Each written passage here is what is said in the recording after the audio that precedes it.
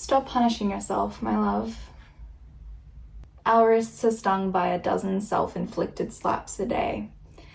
Hold them up to the light and let them bathe. From a young age, we mirror that which we are told is the truth or the way of life. Punishment and needs to get to where you want to be, so we've been told. We indulge in a little more food than we normally consume, so instead of gently balancing out, we punish ourselves by forcing our bodies through a double workout or a prolonged fast, as if repenting for an outrageous sin. The sin of what? Living a little differently from yesterday? We punish ourselves for not doing enough or doing too much. We punish ourselves for being too small, too big, too mundane. We punish ourselves for thinking ill of ourselves by thinking ill of ourselves even more. We punish ourselves for trying and we punish ourselves for not trying.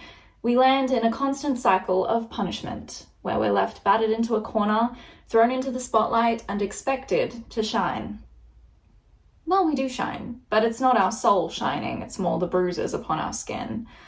We punish ourselves because in an ever-shifting world, it seems like the only thing to do, to contort ourselves so that each season we may squeeze into a new, oddly shaped stencil, and even when we do, it's fleeting. You fight to be worthy only to be booted out in a fraction of the time.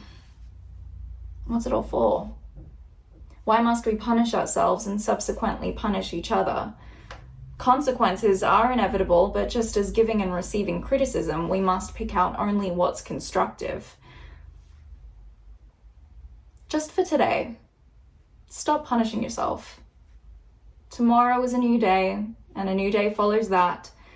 You don't have to be everything the world demands of you, only what you desire for yourself and yourself alone.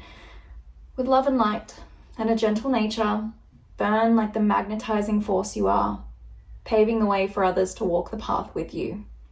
Be the teacher of discipline, not unnecessary punishment. Live for today. I wrote that little piece because something that I struggle with sometimes is if I've really overindulged. For example, food's a soft spot for me. So if I overindulge, my instant knee-jerk reaction thought is like, I better go for a walk this afternoon, or I better, do a double workout tomorrow. And I say it not in a constructive way, because I think those things can be constructive in the sense that, okay, like, let me just make sure that I go for a walk and get all the food to digest properly. But I'm not saying it in that way. I'm saying it in a way that is not constructive. It's in just a flat out mean way to myself. And I think we need to clock ourselves more when we're being bullies to ourselves. I know that sounds cheesy, but there are ways in which you speak to people and you can say things that are just downright rude, and we have no problems doing that with ourselves. Yet when it comes to other people, we tend to tiptoe a little bit more and sometimes disrespect ourselves in the process of tiptoeing around someone else. So I clocked that in myself and I thought, okay, that's probably not a nice thought to have. And then I thought, how many times have you actually punished yourself for just living your life a little differently than the ways you normally do? It's not like you're going out and indulging every single day. Yet when we do that one time and it throws off the balance, we feel like we have to make up for it. And for what? And even like if you go on a holiday and you're doing a week of that, who cares? Just live your life. Just live your life. And it got me thinking about how we do isolate ourselves in terms of the way we showcase our lives on social media and consume other people's lives. We get so wrapped up in presenting that we just live our whole lives in like presentation mode, and we never actually form the sense of community that we need. It's all kind of a false sense of community. And I was sketching this morning and I drew this box and I drew all of these light rays shooting out of the box. And I kind of think that's what has happened throughout social media. I think we've created all of these different boxes. And when we get inside the box, all the walls look really sturdy. And unless you actually try to test how strong the walls are, you'll never know how weak they actually are. I mean, you could do this and a wall will tip over, because these boxes are just constructs, and we are not made to be confined to boxes, constructs, labels, all of these things. I think there's too much. There's way too much, and we're forgetting about the most basic of facts. And when we run off those basic facts, a set of basic facts, life doesn't seem so hard. So I've been thinking about, what are my basic little facts that I can tell myself to bring myself back? Because sometimes, even in terms of bringing things into your life and finding a life path and doing the things that make you happy, it can be a lot, and there can be a lot of different voices, and it suddenly sounds like there's just someone smacking their hands on an organ, like a church organ, and it's just noise ricocheting from wall to wall of your brain, and it doesn't stop. But then when you strip it back and you just come back and you say, okay, these are my basic facts of life, you can get rid of all of the noise. And what I mean by that is, say you're trying to bring something into your life.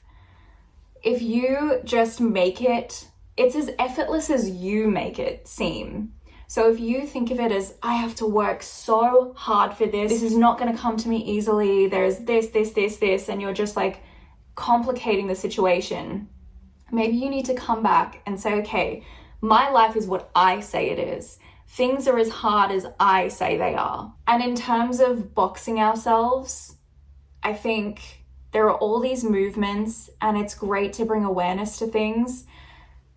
But at the end of the day, I think we're lacking that sense of community where everyone feels like they can get involved in some way. And that's what we're craving. And yet we're all walking around on our little phones, and that's our sense of community.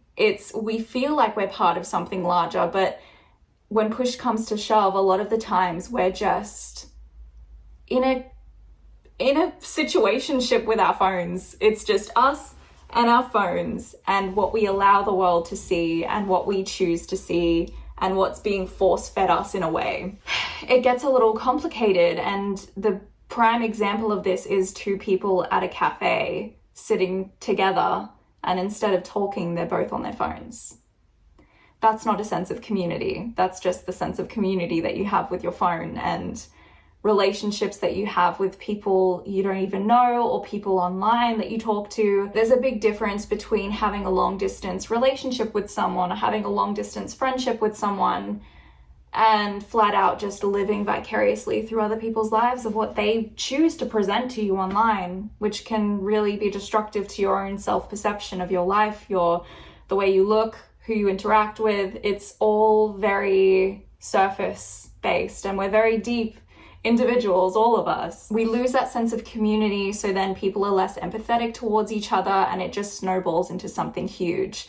And then we overcorrect, and then we undercorrect, and we forget that the basic fact of it all is that, bottom line, we're all human beings. Whether we identify as part of the queer community, whether we are single, whether we are in a relationship, whether we identify as male, female, they, them, whoever, we just box ourselves, and every year, every month, there seems to be a new way to identify ourselves.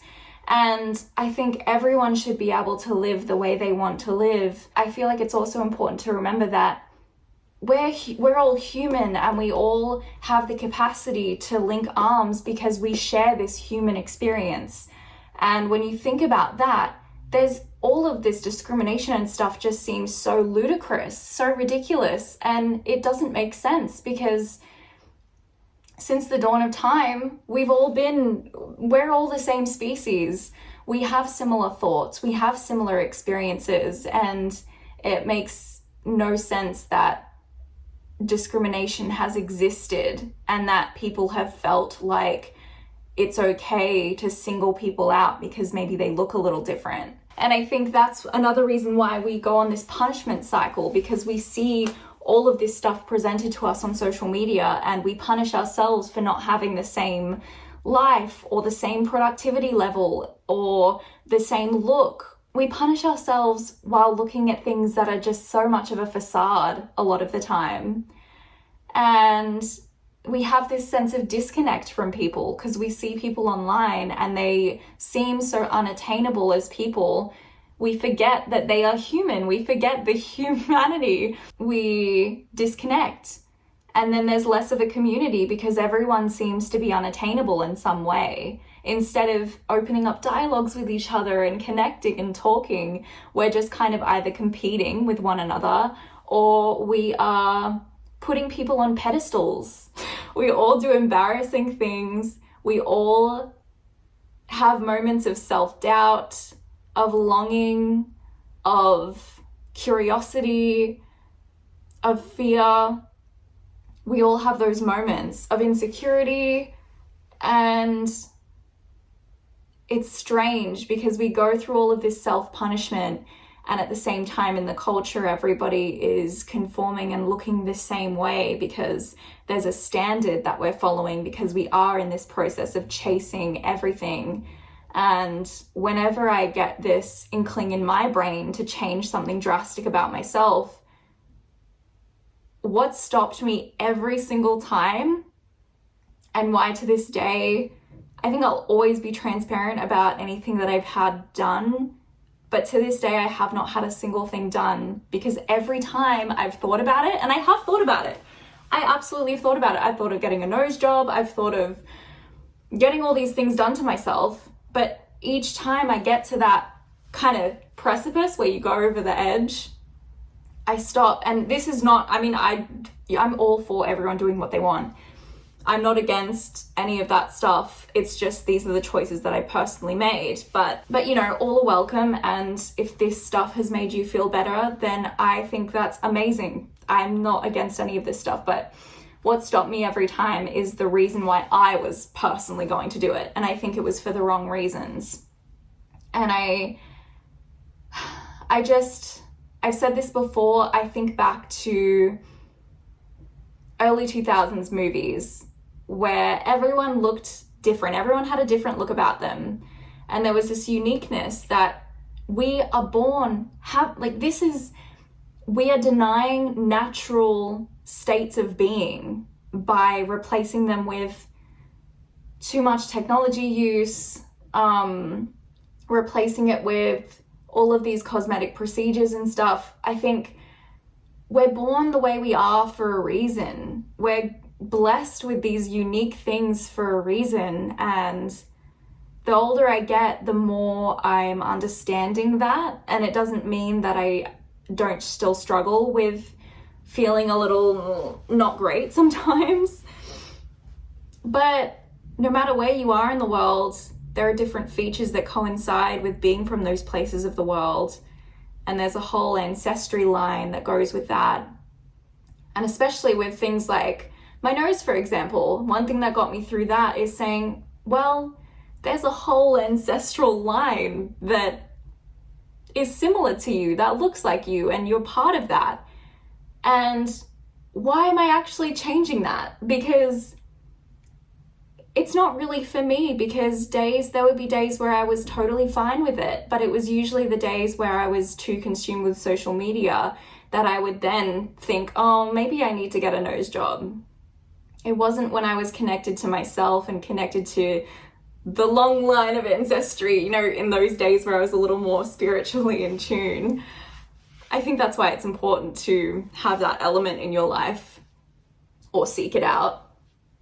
And when I think about that, it just feels so much better, and I don't feel the need to go and change who I am, especially for other people too, because I think to myself, you know, someone who's supposed to be with me romantically or even in a friendship aspect is not going to run out of the room when I see them, oh, look at her nose, I gotta go. Or it's like that thing out of Eat, Pray, Love where she said, I can't quote it directly, but how many times has a man run out on you when you were naked in front of him? And it's because he wasn't saying, oh, the cellulite, and run, books it out of there. No, because when you're with the right people, they are going to love and accept you with open arms as part of your soul family. And if they're not doing that, it's probably because they're not the right people. And you got to go find, there's your soul family out there. There's already an empty space waiting for you. I like to think, I have this analogy that I came up with that I've been writing about in my manuscript, and it's about all these different kinds of trees that I picture, and they're all like apple trees and fruit trees. I don't know, I think of them as all apple trees. But I think of all of these people standing underneath the apple tree, and they've all got their baskets, and all the apples are falling freely, and they're all juicy and fresh and beautiful. But if you're standing under the wrong tree, you'll never get the apples fall for you. And if you try to pick one, it'll go rotten in your hand. And it's because you're standing under the wrong tree. So if you're finding that you're fighting for something in life and it's just not happening for you, and you're constantly getting blocked and things don't feel right, and you feel horrible and sad and unfulfilled, you're probably going for the wrong things in life, and you need to shift a little bit.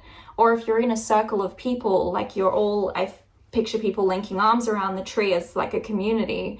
If you don't feel right with that, or at home with that, or you feel like you can't link arms with people, you're probably standing in the wrong circle, and there's a tree over the other side that has an empty space. People are waiting, your soul family, they're all linking arms and they've got this space waiting for you. You go there, you link arms with them, and you're like, oh, this feels right. This is what it was supposed to be like. That's what I picture in life. And it's an endless cycle of finding your trees, finding your apple trees and collecting your fruit and letting it fall for you.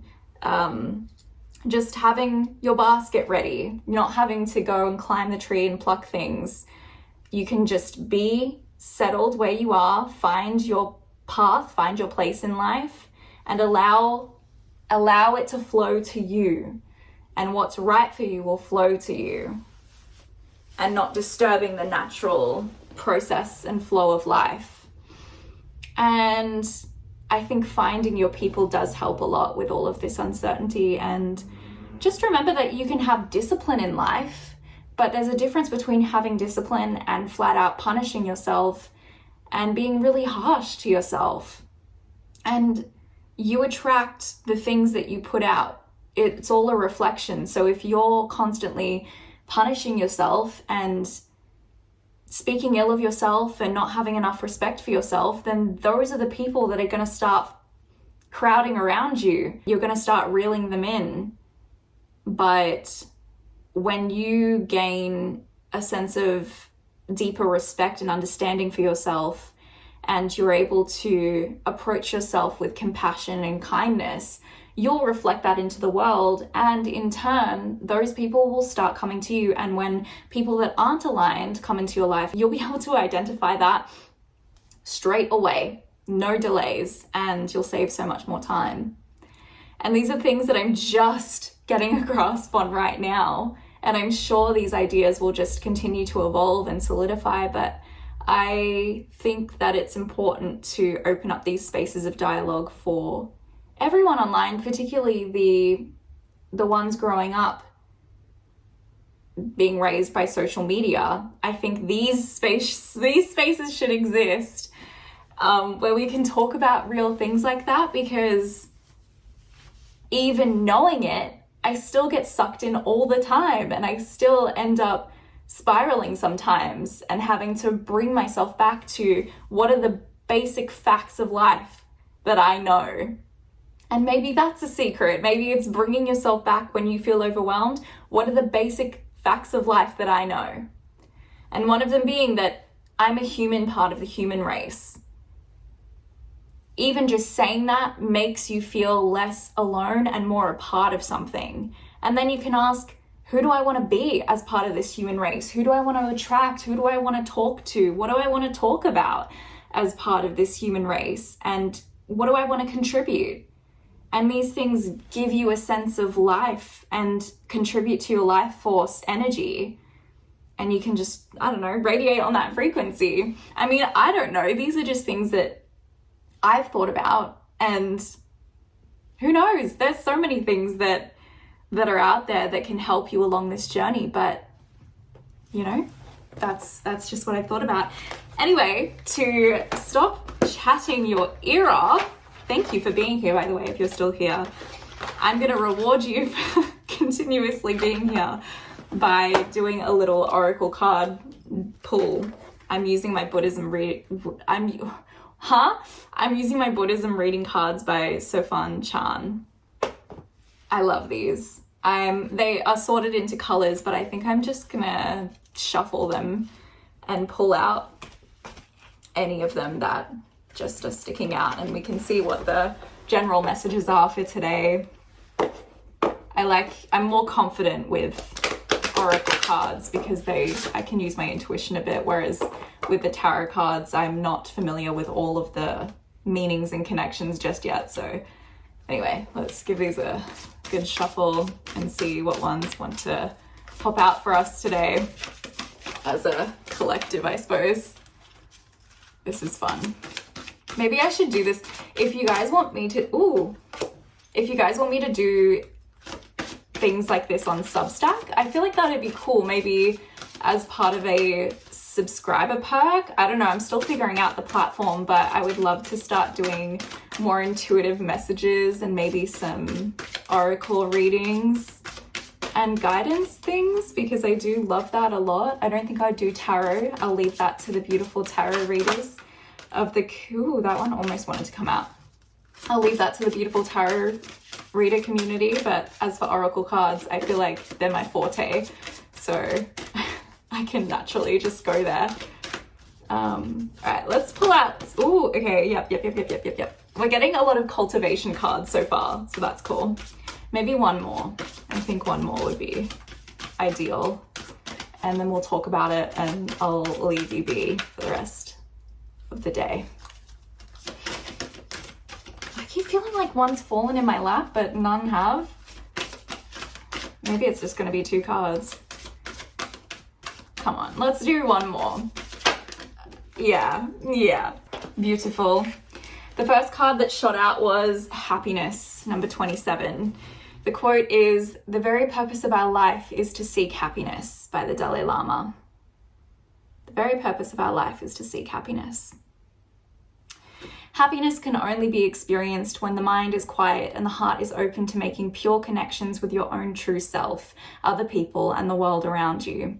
This kind of happiness is only attainable by your sincere values of serving, giving, sharing, and creating for mankind's higher evolution. This is what we were talking about.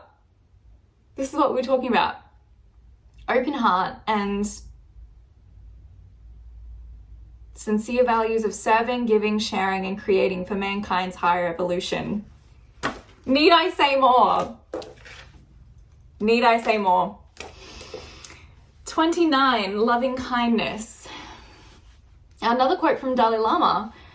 When we feel love and kindness toward others, it not only makes others feel loved and cared for, but it also helps us to develop inner happiness and peace. Loving kindness is the distilled essence of pure love. Loving kindness is the distilled essence of pure love. As you open your heart, you are able to love the unlovable, bringing joy to sadness, faith to doubt, and light to darkness. Oh, that gave me chills. Oh, I love that.